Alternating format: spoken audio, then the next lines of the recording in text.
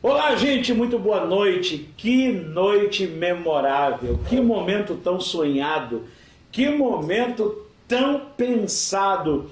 E com muito prazer nós queremos apresentar a você, por favor, eu quero os aplausos, a chuva de coração, as curtidas e tudo mais que for necessário e possível para o nosso Zioncast. Esse projeto era o que anteriormente nós fazíamos como No Divã com o Bueno. Lá atrás, no primeiro momento, foram as minhas lives, onde ao meio-dia nós discutíamos muitos temas. Depois, demos uma pausa e voltou com o Divã do Bueno. E aí, numa reunião da nossa equipe, um dos nossos diretores sugeriu que nós fizéssemos uma pequena mudança. Essa pequena mudança nos gerou um bom valor de investimento, muito trabalho da equipe por 15 dias, mas eu confesso, estou muito satisfeito. Estou orgulhoso da minha equipe. Eu quero parabenizar a todos, sem distinção, todos da minha equipe, que viraram à noite, que trabalharam, que se esforçaram, que se doaram para estar oferecendo a você o que há de melhor na transmissão de um infoconteúdo. Então, a partir daqui, nós vamos oferecer a vocês podcasts, vamos oferecer lives, vamos oferecer cursos, workshops, programas, treinamentos a partir de todo esse estúdio. E hoje, então, nós começamos com o nosso trabalho. Boa noite, Lari. Que bom ter você aqui, Lari. Boa noite. Meu Deus, eu tô feliz, ó. Foi um projeto que a gente sonhou, um projeto que saiu do papel, que virou Estúdio Zion. Meu Deus, dá licença que eu tô me sentindo a Fátima Bernardes aqui. Você não tá entendendo o que é estar nesta mesa. Mas seja bem-vindo, meu nome é Larissa. Uma apresentação bem rápida, eu sou tutora de 2 gatos, escritora e faço parte aqui da família Zion. Um beijo pra você, volta agora pra William Bonner aqui. O William Bonner, ele assim, inchou um pouquinho, sabe? Excesso de trabalho em tempos de pandemia, mas para fazer jus a essa noite de inauguração, essa noite de tapete vermelho, de holofotes, de orquestras sinfônicas e tudo mais, eu quero chamar as nossas convidadas. Quero, em primeiro lugar, chamar a doutora Cláudia para que se apresente e dê as boas-vindas, inclusive informando que nós estamos obedecendo o distanciamento necessário, todo o protocolo de prevenção. As 2 médicas estão distantes de nós com uma distância de segurança. Nós estamos também mantendo todo esse protocolo, mas nos mantendo de uma forma bem espontânea para poder trazer um conteúdo para você, tá bom? E agora com a palavra a doutora Cláudia. Boa noite, um prazer estar aqui fazendo parte desse início de novo projeto da Zion e batendo um papo sobre saúde, sobre aquilo que nós estamos propondo, entendendo como vamos prosseguir nesse tempo de pandemia, preservando a alegria, que é uma marca da Zion, que é aquela tranquilidade de viver. Ok, muito obrigado, doutora Cláudia, seja muito bem-vinda. É uma alegria imensa recebê-la no nosso estúdio. Eu tenho que repetir, Lari, por favor, me perdoe aí, mas é recebê-la no Zioncast. Ah, que coisa chique, né? E aí eu quero dar boas-vindas à doutora Patrícia. Muito obrigado por ter aceito o nosso convite, por estar aqui conosco e, por favor, se apresente. Seja muito bem-vindo ao nosso espaço. Boa noite, né? Primeiramente, Lari, doutora Cláudia, pastor Bueno, por esse convite. Eu me chamo Patrícia Sampaio, sou clínica geral aqui na cidade de Araguaína já há 12 anos. Trabalho dentro do Hospital Regional de Araguaína. Estou exercendo agora na linha de frente da pandemia na UTI do Hospital de Campanha, no HDT também, no Covid e na Sala Vermelha do Regional, né? Também sou médica do trabalho e tenho uma clínica, que é a MedClinic, né? Que é já atendo várias empresas aqui há um bom tempo. Só uma pergunta, dá tempo de dormir? Então, fiquei pensando nisso, foi tanta coisa, eu fui contando, eu perdi a conta. Minha filha disse que mamãe desse jeito eu tenho que ter outra mãe. Mas a vida, né, a gente não para a vida para ser mãe, para ser médica, para ser dona de casa, para ser esposa. E aí, agora, o tempo de pandemia, nós temos que se adequar a toda essa rotina, né? Lari, como foi que surgiu esse tema para nós trabalharmos na inauguração, na estreia do Zioncast? Fala do tema aí para os nossos apresentadores, para os nossos convidados e para todo mundo que está com a gente. Então, primeiro eu vou ler o tema inteiro, aí você fica aí de olho, fica atento e a gente vai destrinchar esse tema.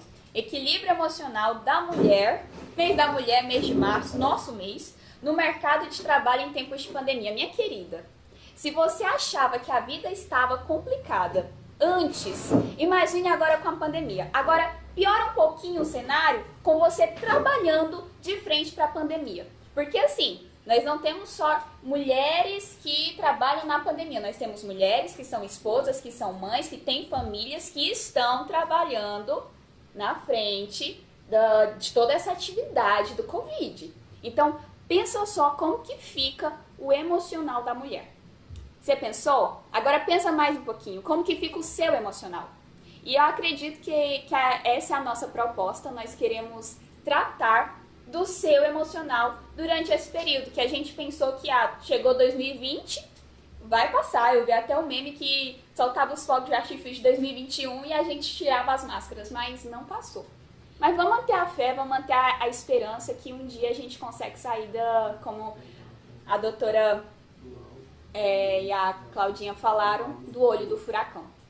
Escolha da profissão, eu costumo dizer que a gente não escolhe, é a profissão que nos escolhe.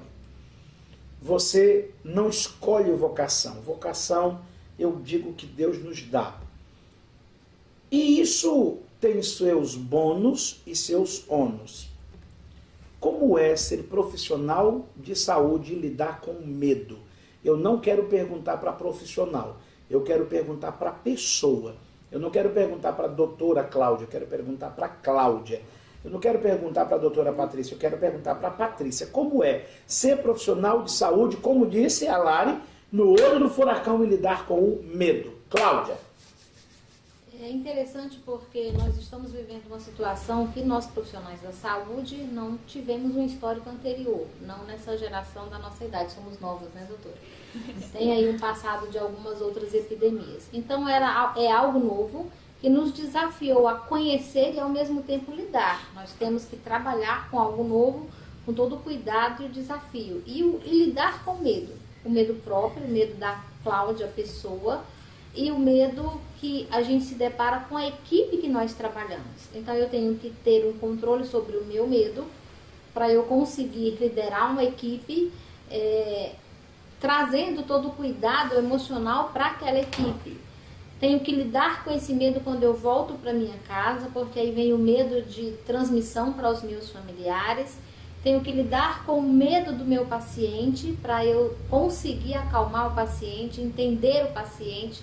Então é um desafio gigante. Lidar com o medo da família do paciente. O medo da família do paciente, um dos medos assim que mais me fragilizou é o medo das pessoas que as pessoas têm de você por onde você trabalha, onde você circula. Então você vê amigos que te dão um tchauzinho assim bem de longe, um beijo bem de longe, porque essa pessoa está amedrontada com o risco que ela corre ao ter contato com você. E é um medo legítimo, né?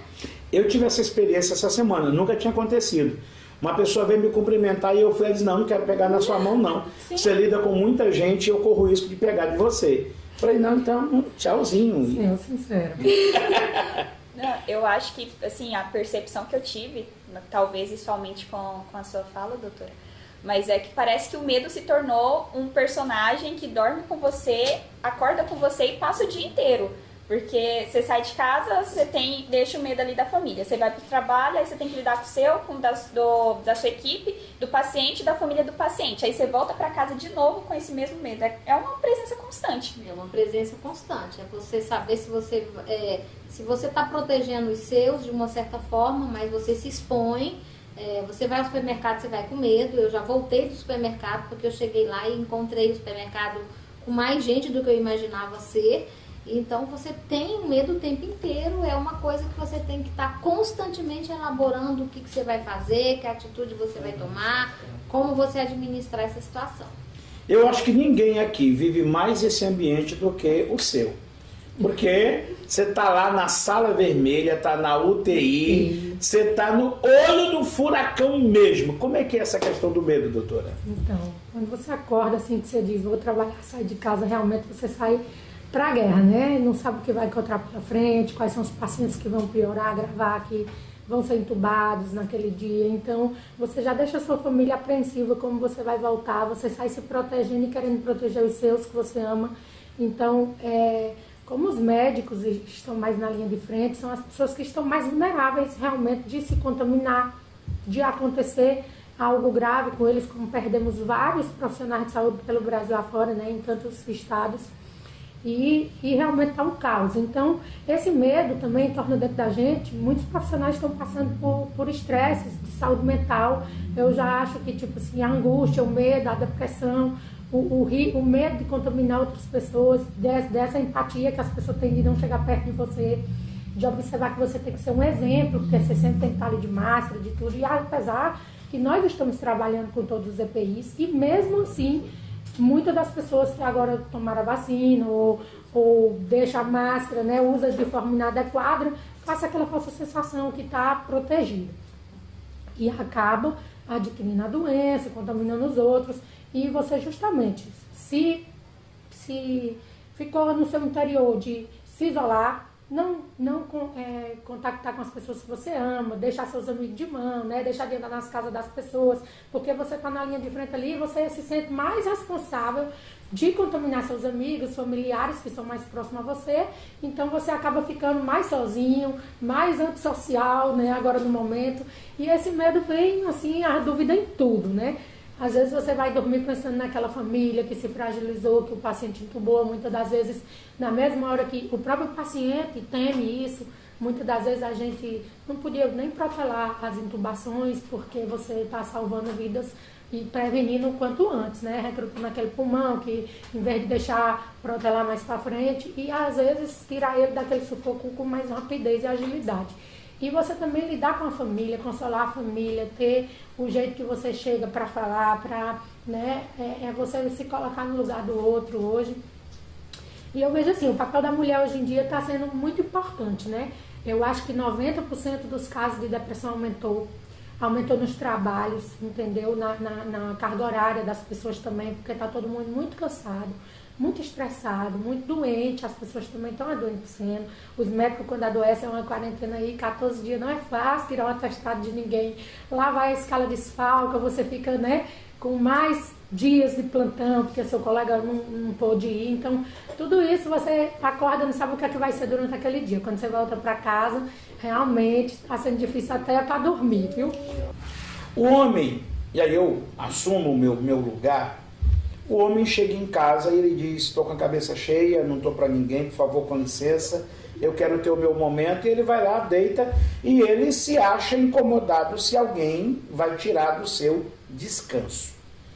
A profissional de saúde, quando ela chega em casa, e ela é mãe, ela é mulher, ela tem que passar em revista a casa, ou as compras, o supermercado, como é que fica esse desgaste, esse estresse, nesse momento em que ela deixa de ser a profissional e ela não pode se permitir não assumir o papel mulher?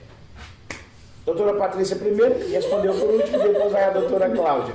Então, eu acho que as mulheres têm enfrentado um desafio diário, né, para conciliar essas jornadas, né, e como o trabalho da educação, principalmente dos filhos, com a nova realidade dessas famílias, né, isoladas que estão dentro de casa, as mulheres tiveram que se reinventar, se ressignificar, inclusive em várias profissões que se descobriram, de repente tiveram que fechar suas empresas, fazer bolo em casa para vender, né, e aí a bagunça da casa totalmente, você mudou sua empresa para dentro da sua casa, já perdeu aquela sua privacidade, porque hoje em dia as escolas pararam, as professoras tiveram que se reinventar, se reorganizar em ambientes de laboratórios, né? A gente mais profissionais realmente na linha de frente, e quando você chega na sua casa, você também quer ter aquela paz, né? Quer ter seu momento, mas você não consegue, porque você não deixa os papéis, nunca desliga, né, de ser mãe, de ser esposa, de ser cozinheira, às vezes, de limpar até o chão, porque a empregada também pegou o Covid, né, e também tá, assim, eu acho que o cenário doméstico tá muito difícil, porque as pessoas estão com mais medo, inclusive está tendo muito mais até agressões, entendeu? De mulheres mesmo dentro de suas próprias casas. Agressões domésticas, dos esposos, né, das outras pessoas. Então, o aumento de casos de violência mesmo, entendeu? Voltou, né? E tanta coisa que a gente tinha conquistado com o nosso empoderamento, com nossas coisas, eu acho que agora, como as pessoas estão muito dentro de casa, a mulher está ficando muitos períodos com os filhos, ensinando dever, como Cláudia disse aqui, ó, é mais fácil ver aquilo que tem ensinar a quarta série a criança. Então, eu tenho um grupo aqui de mães que eu participo, que as mães querem esganar os filhos que tem. Agora que eu descobri os meninos, né, o estresse que elas estão passando dentro de casa, então, tudo isso mudou muito. E a tua experiência, Cláudia? É uma elaboração diária, né, dos desafios que você vai ter quando você veste a capa de mãe, depois você veste a capa de esposa, veste a capa de dona de casa, tentando reinventar. Não foi fácil, para mim um dos maiores desafios é você desligar mentalmente do dia que você viveu. Essa para mim foi o maior desafio, porque a tendência é você querer permanecer perto, você acha que você ainda pode contribuir um pouquinho mais no seu dia, então o desafio tem sido desligar e aí realmente vestir as capas que eu preciso vestir. E tentar me concentrar naquilo lá, para não estar só de corpo presente, mas mergulhar naquele universo doméstico, trazendo para resgatar um pouquinho da tranquilidade que você vai formar aqui naquele momento. Eu tenho tentado não ficar vendo jornal, vendo notícia, vendo grupo de WhatsApp, notícia de quem tá mal, para naquele momento que eu me visto de esposa, de mãe, de filha, tentar ser um pouco mais aquilo que a gente era antes da pandemia, uma brincadeira. Eu aprendi tanta coisa de jogar que eu não sabia com meu filho, eu me tornei professora do 4º ano, então eu vou atrás do que eu consigo fazer de produção num trabalhinho escolar, e nesse momento para mim acaba sendo uma higienização mental, um controle daquele estresse do dia inteiro que a gente viveu. Só um instante. Eu acho interessante porque no início da pandemia o profissional da saúde é o nosso herói, né? Palmas para os médicos, continuam sendo os nossos heróis. Só que essa live está deixando muito claro que por trás do profissional da saúde tem um ser humano. Então esse ser humano ele tem emoções e a gente deve olhar também para a emoção desse herói que está ali na linha de frente. Vocês falaram de muitas atividades, de ser mãe, de ser esposa, de ser profissional. Eu quero saber se sobra tempo para... Não sei se sobra, né? Mas se há um tempo aí para ser a Cláudia e para ser a Patrícia. Olha, é um grande desafio. Mas assim, foram poucas as vezes eu consegui assim, identificar a necessidade de cuidar de mim, né? Zay me ajudou nesse processo, mas tem aquele dia que eu chego também como os homens chegam, né, e digo, olha, se vocês puderem, eu não vou vestir minha capa doméstica hoje, eu quero um cantinho para eu cuidar de mim, talvez foi um dia um pouco mais pesado, não sei se a Patrícia tem essa sensação, parece que tem dia que mina mais a sua energia, né, tem dia que é mais difícil, você chega carregado emocionalmente, e naquele dia vai demorar um tempo maior para eu me equilibrar. Então eu realmente preciso de um isolamento social, né, doméstico, um cantinho, uma música, para eu conseguir me refazer. Tem essa necessidade sim. E você, Patrícia?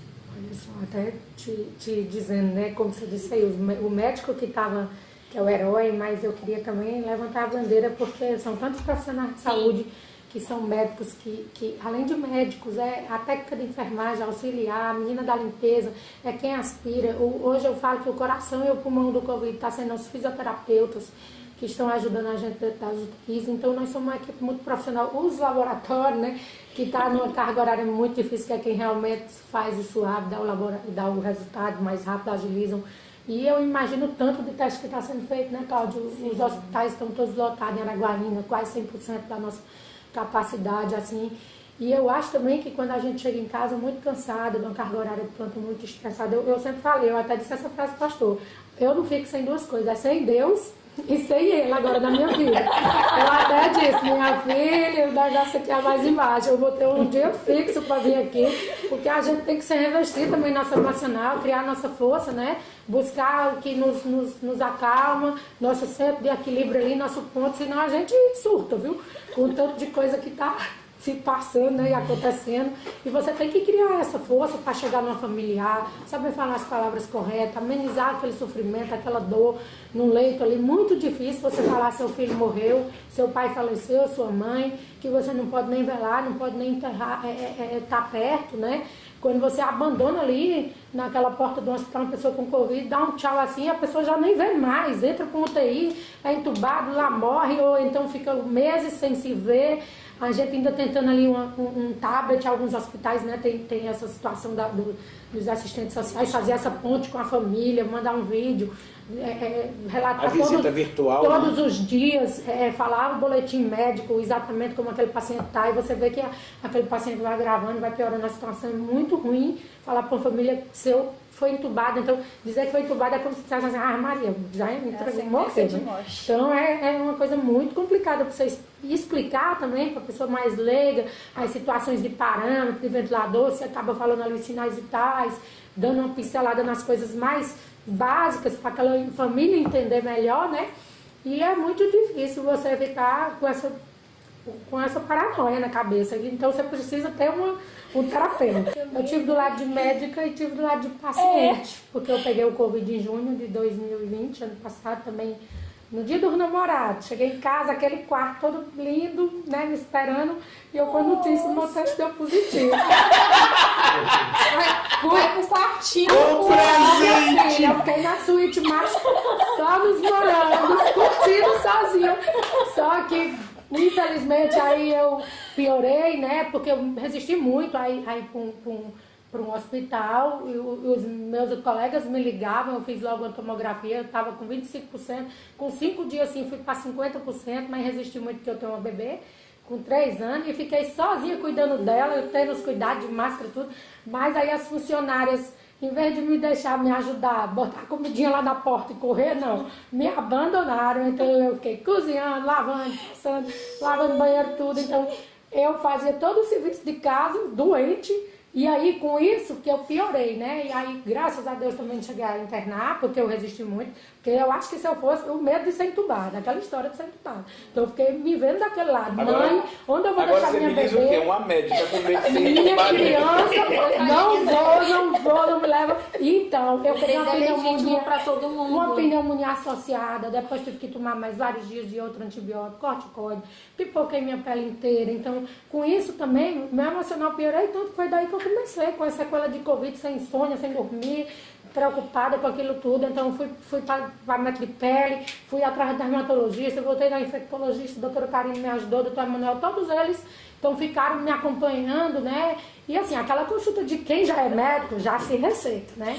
Aí quando você acha que você não dá mais conta, você vai nos colegas, aí fica aquela consulta do corredor, ei, olha aqui meu exame. Não, passa aqui pra mim, aí foi que Karina, não, vem aqui pra te examinar direito. Mulher, você tá na 3ª fase da doença, tá inflamatória, seu pulmão, você vai se aquietar. E me deu realmente uma licença, foi quando eu entendi que eu realmente tinha que parar e descansar, porque senão eu não melhoraria. Porque aí, as minhas funcionárias, graças a Deus, passou os 14 dias, elas perderam o medo, voltaram. Eu digo, agora vocês estão de conta da casa que eu vou descansar. E aí realmente me deitei, tirei meu repouso. E aí foi quando eu realmente melhorei. Então eu estou vendo que as pessoas hoje em dia não são só 14 dias. Muitas das pessoas não têm esse tempo para parar, para se cuidar, são elas que estão na linha de frente, tem um filho para cuidar que está dependendo dela, né? Por isso que você vê mães passando para suas crianças, até bebê recém-nascido chegando com Covid, porque estão nesse convívio, elas não têm condição de se isolar totalmente de todos. E aí acaba contaminando mais gente, e elas são as que lavam, que passam, que cozinham, não dá para elas não fazer nada, né? Então, complicado. Fica um recado para os companheiros, na época do Covid, lavem, cozinhem. Agora, desculpa aí, senão meu esposo vai dizer que ele pelo menos trazia a marmita da carne. Eu tinha que fazer o arroz, as outras coisas, mas a misturinha ele já trazia, né? Porque é muito serviço. eu achei interessante primeiro porque a mulher não parou. A médica que disse, repousa, você precisa repousar, não repousou. E a Cláudia falou que o medo é legítimo para todo mundo, então... E o medo de passar para minha própria filha com 3 anos, Deus é tão maravilhoso que poupou as crianças, né, na primeira onda, e agora realmente as crianças estão evoluindo mais gravemente, infelizmente, né, a virulência delas, elas não sentem, mas elas transmitem. Então, ainda tem isso aí, ainda bem que elas estão mais poupadas de serem entubadas e tudo, mas ainda teve mais de 40 casos no Brasil todo de morte, de crianças entubadas, né, por aí. Então, preocupa. Não, eu achei interessante quando você falou que tinha medo de ser entubada, mas o medo é legítimo para todo mundo, e de fato é aquela coisa, é profissional da saúde, mas é humano. Eu ouvi esse relato de vários médicos que tiveram Covid e dizendo para os colegas, pelo amor de Deus, não me entuba não, faça qualquer coisa, mas não me entuba não. E eles querem entubar os outros, agora o dele não Mas vem. o próprio fato, uma das dificuldades de você conhecer a realidade como profissional de saúde é realmente entender e saber que você está vulnerável àquilo também. É difícil, você vai pegar, no meu caso, laboratório. Então, a gente vai pegar um resultado de exame e ver que é o seu familiar ou o seu conhecido que tem um resultado que está indicando uma progressão ruim. Então, o medo não escapa. Por mais que você conheça, por mais que você entenda do processo, mas quando aquilo está na sua pele, no seu círculo, é um medo que apavora. Tá, eu não quero ser aqui dramático, parece-me que eu estou aqui ouvindo vocês falarem e aqui parece que eu estou pegando só o lado mais dramático da coisa, mas como o nosso tema é exatamente o equilíbrio emocional, eu tenho que desequilibrar primeiro para depois a gente equilibrar, porque senão não balancia. Vamos equilibrar, então. Como é para agora, não é para mulher, é para profissional. Como a profissional lida com aquele caso da pessoa que vem colocando todas as esperanças, doutora, veja esse quadro, faça alguma coisa, e você sabe que aquele quadro tem mais chance de ir a óbito do que de recuperação, e você tem que encontrar força onde você não tem, olhar para a pessoa e dar uma palavra que não seja uma mentira, mas que não seja uma verdade. Como é que vocês fazem?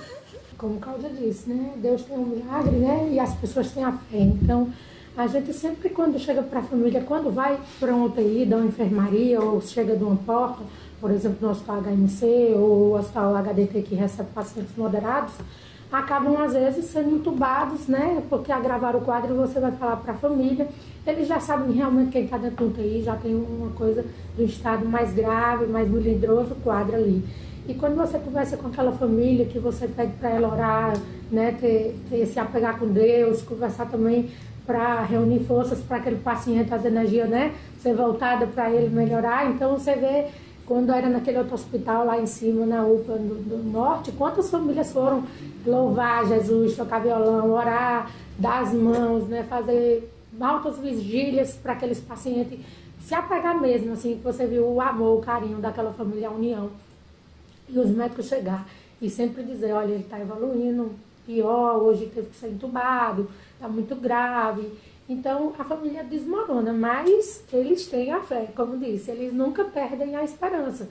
E depositam no médico aquilo. E eu vou ser bem sincera, todos nós como médicos, nunca paramos de lutar por essas pessoas dentro do UTI, até porque quando está numa unidade intensiva, ele tem muito mais assistência, mais cuidados, não que ele não tenha na enfermaria, mas ele está muito mais visto, né, por as pessoas que estão ali vigilantes 24 horas sem sair de cima. E aí eu acho que esses profissionais, eles estão também esgotados, porque eles, como disse sua amiga, eles lutaram por a pessoa, eles ficam lá, entendeu, até fazendo tudo que pode, né, BIPAP, CEPAP, vamos entubar, então não é uma receita de bolo para cada pessoa, não dá para ser igual. E aí você vai lidando com aquela piora ali a cada dia, com os exames que vai chegando, com as consequências que vai acontecendo.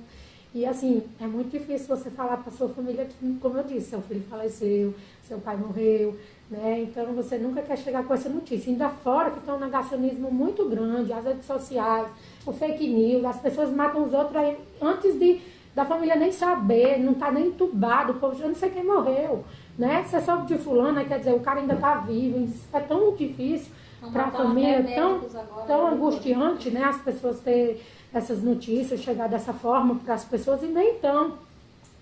E as UTIs são uma coisa que você não fica passando informação por telefone para qualquer pessoa. Sim. Você tem um critério, lá tem os telefones da família, realmente, filhos, mães, esposas, o serviço social passa direitinho o boletim para a pessoa correta. A gente tem o maior cuidado de não ficar em grupos divulgando situações de certos pacientes, ou isso, porque isso acaba caindo na mão de pessoas erradas, usando de má fé, né, das maneiras mais, sei lá, inescrupulosas, e chega a esse ponto, né, da pessoa, às vezes, receber uma notícia que nem é verdadeira, né? Não, eu vou contar da minha experiência. Ano passado, não, início desse ano, em janeiro, eu tive Covid. Meu pai pegou no serviço e eu acabei pegando no meu pai. Aí nisso, uma amiga minha, Larissa, eu fiquei sabendo que você estava na UTI com Covid. Eu não cheguei não, eu tive alguns sintomas, mas foram leves. Eu não fui pra UTI, mas me jogaram lá dentro. Graças a Deus tô aqui, tô bem, tô seguindo. Esgotamento físico e emocional. Quando você chega... A doutora Cláudia chega e fez assim. Eu estou, né, Cláudia? Desse jeito. Quando você chega naquele extremo, eu cheguei ao meu limite e o ofício te pede um pouco mais. Bueno, eu acho que o estresse ocupacional, assim, que a carga de trabalho é um estado que é um desgaste do organismo, né, do ser humano, assim, que não dá para a pessoa, você vai diminuir sua capacidade de trabalho, você não vai estar bem realmente para concluir suas atividades, fora que você vai ficar com ansiedade, com estresse, vai desenvolver e desencadear várias situações, né, que você acaba adoecendo, tanto fisicamente, que você vai decair, vai baixar sua imunidade, tudo isso, porque corrupção, né? Então, a gente com essa situação, você acaba adoecendo de verdade. E aí eu acho que a pessoa tem que procurar uma ajuda mesmo, por causa que esse estresse ocupacional hoje nas empresas, no trabalho, da cobrança das pessoas, do tanto que as pessoas agora estão tendo que produzir mais, porque está em casa, e eu acho que tem uma membrana que tem que separar casa de trabalho. E as pessoas não estão separando isso. Você está trabalhando mais carga horária, o povo está produzindo muito mais porque está de noite, está trocando a noite pelo dia, né? Porque está ali dentro de casa, o computador você pega toda hora. E aí você chega num patamar assim de estresse tão alto que você não sabe mais controlar nem diferenciar a hora que você tem para descansar, a hora que você está trabalhando. Né? Acontece isso muito com as empresas. E hoje em dia essas pessoas estão adoecendo, estão sendo cobradas. 90% aumentou das depressões, entendeu? E eu também estava falando, né? 70% da nossa força de trabalho é feminina hoje em dia, quem está na linha de frente. É mais mulher que está trabalhando. Então eu acho assim, a força. E também 40% dos lares brasileiros são chefiados por mulheres. Por isso também que a mulher sofre tudo, né? A doença do filho, a febre, o marido, o almoço, tudo é a mulher que assume esses papéis. Então é muito pirulitar, né, a cabeça com tanto da coisa que ela tem que fazer. Que eu acho que isso aí, meu irmão, tem hora que ela desaba, né? E só natismo que tem que vir se Zion. Então, Cláudia, doutora Cláudia. Eu acho que um dos desafios de cada profissional é tentar reconhecer o seu limite. E como a doutora Patrícia disse, às vezes, mesmo que você naquele momento entende que o seu limite está se aproximando, você está numa circunstância que um colega seu está afastado e você vai ter que andar o quilômetro extra, porque você não pode deixar de assistir o paciente, fazer a sua carga horária de trabalho. Então, mesmo você estando nessa circunstância, eu acho importante você começar a reconhecer esses sinais de esgotamento, de cansaço, ele sendo físico, você fazer pequenas pausas programadas junto com a sua equipe para que essa pausa não traga prejuízo à assistência, mas é importante porque, como a doutora Patrícia disse, se você ficar se obrigando a conseguir, você começa a diminuir a sua capacidade, e às vezes diminuir a capacidade também é um risco para você, para a equipe, para todo mundo. Então é reconhecer esse limite, eu preciso de 30 minutos, eu preciso de 10 minutos. Chegando em casa é aquela, vestir a capa de doméstica de casa, mas assim, respeitar. A Zion me ensinou que eu encontrasse um momento onde fosse o meu stop. Cheguei em casa, meu stop. E eu encontrei esse momento, num momento que já vamos supor, é necessário, é o momento da sua higienização. Então eu entendi que o meu banho tinha que ser prolongado, porque naquele banho a carga sai, é um momento que eu estou lá sozinha no banheiro, eu prolongo o máximo até eu me encontrar equilibrada para ficar.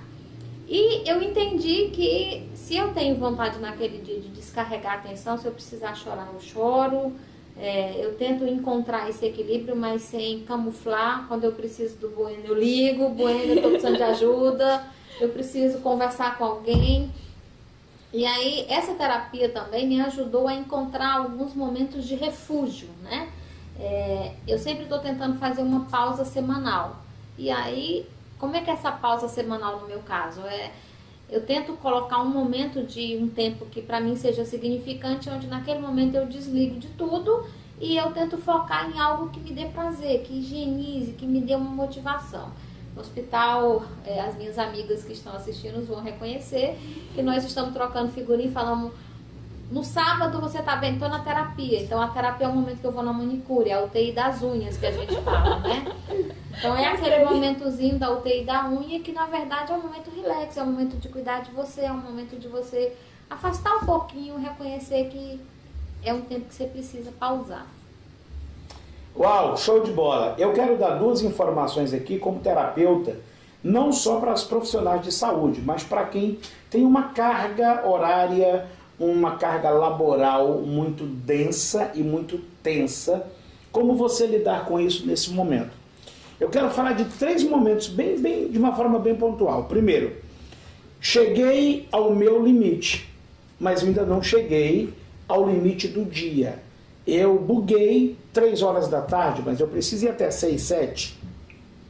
Eu cheguei até o meu último horário de resistência, mas eu preciso de 1, 2 horas a mais. E eu cheguei ao meu limite, eu arriei. Como é que eu faço? Negocie com o seu inconsciente. Foi bom também. Você vai conversar com você. É como se você estivesse conversando com uma outra pessoa. Procure relaxar, se colocar numa posição a mais relaxada possível, de preferência deitada. Se não puder deitar, sente, mas relaxe. Respire profundamente, puxando pelo nariz, soltando pela boca. E o soltar não é apenas deixar o ar sair, é deixar o ar sair e comprimir até contrair o diafragma. Faça isso por 3 vezes. Depois relaxe, permaneça com os olhos fechados e converse com o seu inconsciente. Diga para ele: olha, eu reconheço que você chegou ao seu limite. Eu sei que você precisa de um descanso, mas eu preciso combinar algo com você. Eu preciso de energia para mais 2 horas de trabalho. Eu preciso de energia para mais 3 horas de trabalho. E eu lhe asseguro que chegando em casa eu não vou fazer uma outra coisa. Eu vou tomar um banho, eu vou lhe dar o merecido e combinado descanso. Respire mais um pouquinho e vá para o trabalho. Você vai ter energia. Consideração número 1. Não prometa para o seu inconsciente aquilo que você não pode cumprir. Porque se você negociar dizendo: saindo daqui eu vou dar descanso, e ao chegar em casa você não der, 2 problemas acontecem. Primeiro, ele te coloca uma enfermidade, ele te pune. Segundo lugar, na próxima vez que você for negociar com ele, não te disponibiliza energia mais, porque ele já sabe que você não vai cumprir. O nosso inconsciente ele é independente do nosso consciente. O neocórtex é independente do sistema límbico e é independente do sistema reptiliano. Então, se você usa o neocórtex, que é o teu raciocínio, a tua razão, você usa para negociar com o sistema límbico e com o sistema reptiliano, e você não cumpre o prometido, na próxima vez ele não vai te atender. E com absoluta certeza ele vai te auto-sabotar. Então, se você prometeu, cumpra. Porque todas as vezes que você precisar, ele vai estar disponível. Segundo, não faça disso um hábito corriqueiro. Isso é naquele momento que você bugou mesmo. Que você já está, como diz a reza, pela hora da nossa morte, amém. Você já não está mais conseguindo. Aí você negocia com o seu corpo, ele vai te dar essa energia. Segunda informação. Eu disse isso na terapia para a doutora Cláudia e disse também para a doutora Patrícia. Tire minutos para esse hiato. 5 minutos, 10 minutos para você parar, desacelerar, respirar, ser você. Todos nós precisamos disso. É a maneira de você criar no seu inconsciente a consciência de um novo momento, para não dar a sensação do continuismo. Então você para, relaxa, procura esvaziar a mente. Eu não consigo ficar sem pensar em nada. Então pense em coisas triviais. Pense na infância, pense numa brincadeira, pense em algo que te descontraia. Fique ali 5, 10 minutos. Eu não tenho tempo para isso. Se você não tem tempo para você, se você não tem tempo para cuidar da sua higiene mental, da sua higiene emocional, você vai fazer muito mal às pessoas com as quais você convive.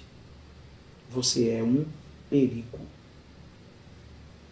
Se você não consegue valorizar você vai valorizar o quê? Então, se permita, se dê esse tempo. Ele não resolve, mas contribui muito para que você recarregue suas energias. Terceiro e último lugar, como disse a doutora Cláudia, reconheça seu limite. E se você não está conseguindo se restabelecer, aí vai o último conselho. Zion Terapias Integrativas quer te ajudar. Gente, eu tenho uma notícia triste para dar para vocês. Falta 5 minutos para acabar o nosso bate-papo. Nem falamos da síndrome de burnout. Nem falamos de burnout. Porque tem que marcar o cafezinho depois, entendeu? Para continuar. Meu Deus, quanta coisa preciosa. Quanto tempo muito, mas muito bem aproveitado. Vamos lá. Quero perguntar para as duas. O que vocês acham interessante considerar nesse trabalho da mulher, nesse tempo tão terrível, de tanto estresse para manter o equilíbrio emocional? Palavra da doutora Patrícia, palavra da doutora Cláudia. Então, quando a gente sai de casa, a gente tem que se vestir primeiro de oração, né? Pedir a Deus essa força que nos permita manter o nosso emocional equilibrado, fazer isso, tirar nosso tempo, reconhecer nossos limites e usar as ferramentas do dia a dia que nos propiciem que a gente viva, né, com mais calma, com mais sensibilidade, né, reconhecendo todas as nossas limitações, o que a gente realmente precisa, para a gente ter esse equilíbrio. E assim, as ferramentas, como você falou, é procurar uma atividade física, né, que seja respiratória, que seja um yoga, uma alimentação mais leve, mais balanceado, porque o prazer do plantão eu acho que é comer e dormir, né? Então, não tem outro. E aí, fazer realmente uma terapia, né? Ver se o que você precisa de um acompanhamento psicológico, psicoterapeuta. Muitas das pessoas, às vezes, não só com isso, se fortalece. Às vezes você está numa situação que realmente você precisa de ajuda, de remédios, muitas vezes, que não é feio você dizer que você está esgotado emocionalmente, né? Que pela exaustão extrema que você chegou ali, tem vários tipos de diagnóstico que a gente chega nesse cansaço, na insônia, dificuldade de concentrar, na perda de apetite, irritabilidade, todas essas coisas que durante o dia se estabelecem na gente, que é sinais que está dando no nosso corpo, que a gente muitas vezes não percebe, né? O desânimo, dor de cabeça, dor no corpo todo. Tem gente que desenvolve uma fibromialgia assim, que dói da cabeça, o pé, não sabe o que é, e apenas no emocional, né? Então, negatividade constante, esse sentimento de derrota, de que fracasso, dessa insegurança. Então, muitos médicos também, às vezes, acabaram de formar, acabaram de cair de paraquedas nas UTIs, porque faltam profissionais. Então, eles também estão inseguros, eles estão aprendendo na raça, né? E eles ficam com esse medo, com essa insegurança, dizendo, doutor, me ajuda, você tem experiência de intubação, quer dizer, por a célula vermelha, mas aí eu também não tenho tanta experiência do UTI, mas eu também a gente está buscando, cada dia conhecimento, os artigos científicos estão nos ajudando, as experiências dos outros colegas estão nos fortalecendo, né? Eu estou aqui, pode gritar por mim que eu vou dar um socorro, então a gente se ajuda nisso, né? Mas eu acho que o mais importante é você se voltar para uma religião, que você tem que ter Deus primeiro e que você tem que se encontrar e também procurar ajuda, reconhecer que você precisa dessa ajuda. E eu estou muito satisfeita, como eu disse, Deus na minha vida e o pastor Bueno me curando, me cuidando, me equilibrando, né? que eu acho que isso aí é o maior investimento que eu fiz comigo mesmo, entendeu? Não tem dinheiro que pague o que eu estou sentindo hoje em dia, o que eu já mudei, o que eu já melhorei, evoluí como pessoa, como profissional. E assim, eu entrei no meu eixo, ainda tá faltando umas coisinhas, mas eu acho que eu tô me encontrando. Tá se encontrando, tá chegando lá. Olha aí, a Mairiane dizendo parabéns a essas profissionais de saúde em dividir esse conhecimento. Sua palavra, doutora Cláudia. A gente gostaria, assim, de ter uma fórmula, né? Que fosse uma fórmula de escape para todo mundo. Não tem uma fórmula, mas se reinvente todos os dias. Esse tem sido um desafio para mim. Então tem dia que eu me apego a uma música porque aquela música trouxe algo ao meu coração. Tem dia que eu leio uma frase, tem dia que eu me espelho em um colega. Eu queria citar aqui uma situação que é repetitiva, mas sempre me emociona muito, que são as altas de UTI. Todo mundo já viu vídeo de alta de UTI, todo mundo teve uma história. E eu sempre me emociono muito. Eu venci o Covid, né? A plaquinha eu venci o Covid. Então, no contexto Covid, quando algo está muito pesado para levar, eu começo a lembrar disso. Puxa vida, alguém daqui 2, 3 dias vai sair daqui. As altas da UTI continuam me emocionando, eu continuo me empenhando em receber aquilo com muita gratidão. Fora da UTI, eu costumo dizer, a minha família merece o melhor de mim hoje. Então, eu faço um bolinho, uma receitinha. A gente, com o distanciamento social, a gente não precisa se isolar. Faz uma visita online para um amigo seu, bate um papo. Então, procure situações que vão reverter para o seu bem-estar emocional. Lari, tua palavra, Lari. Minha palavra, ai gente, eu tô até sem palavras, trocadilho.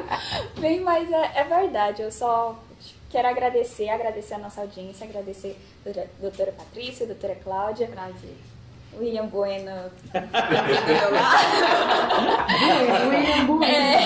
Entendi que Bueno é Bueno. É Bueno. Agradecer também aos nossos bastidores. Foi uma noite muito enriquecedora, aprendemos muito, conseguimos compreender como que é estar do lado de lá, né? Porque a gente tem uma visão, mas com essa troca de diálogo nós crescemos muito, enriquecemos muito. Então, muito obrigada. E da minha parte, eu só posso dizer que eu te espero na quarta que vem.